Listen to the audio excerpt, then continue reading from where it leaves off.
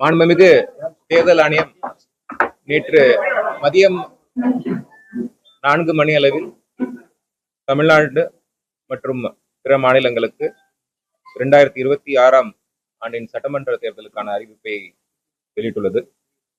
மாண்புமிகு தேர்தல் ஆணையம் வெளியிட்டவுடன் நம்மளுக்கு மாடல் கோட் ஆஃப் கண்டக்ட் தேர்தல் நன்னடத்தை விதிகள் அமலுக்கு வந்துள்ளது. நம்மளுடைய விழுப்புரம் மாவட்டத்தில் 7 சட்டமன்ற தொகுதிகள் உள்ளன.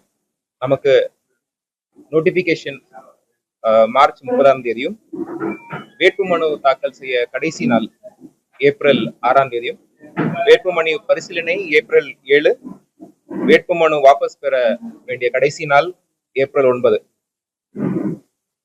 வாக்குப்பதிவு நாள் நமது விழுப்புரத்தில் ஏப்ரல் 26ஆம் தேதி நிர்ணயிக்கப்பட்டுள்ளது. அதன் வாக்கு எண்ணிக்கை மே 23ஆம் தேதி அறிவிக்கப்பட்டுள்ளது. வாக்கு எண்ணிக்கை மே 4ஆம் தேதி நடைபெற உள்ளது. முன்பே சொன்னது போல் நம்மளுக்கு மாடல் கோட் ஆஃப் கண்டக்ட் உடனே அமலுக்கு வந்துள்ளது. நேற்று முதல் நம்மளுடைய அலுவலகங்கள் உள்ள புகைப்படங்கள் ரிமூவ் பண்றது, டிஃபேஸ்மெண்ட் ஆக்டிவிட்டியை ரிமூவ் பண்ற வேண்டிய பணிகளும் தொடங்கியுள்ளது. நேற்று முதல் கண்காணிப்பு பணிகள் தீவிரப்படுத்தப்பட்டுள்ளது.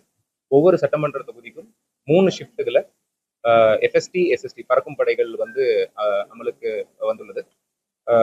ஒரு சட்டமன்ற தொகுதியில ஒரு வேலையில ஒரு ஷிப்ட்ல 3 டீம் இருக்கும்.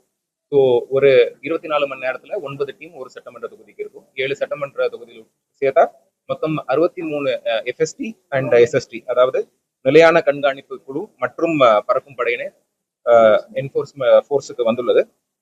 பொதுமக்கள் நம்மளுடைய கண்ட்ரோல் ரூமை ஆக்சஸ் செய்வதற்கு 1950 1950 கான்டாக்ட் நம்பரும் மற்றும் டோல் ஃப்ரீ நம்பர் 1800-425-7019 என்ற தொலைபேசி வாயிலாக நம்மளுடைய கண்ட்ரோல் ரூமும் ஆபரேஷன் வந்துள்ளது. அதுல ஏதாவது கம்ப்ளைண்ட்ஸ் இருந்தால் அவங்க கூறலாம். மற்றும் தொழில்நுட்ப வளர்ச்சியோட சி விஜில் அப்படின்ற ஒரு ஆப்பும் இருக்கு, சிட்டிசன் விஜிலன்ஸ்.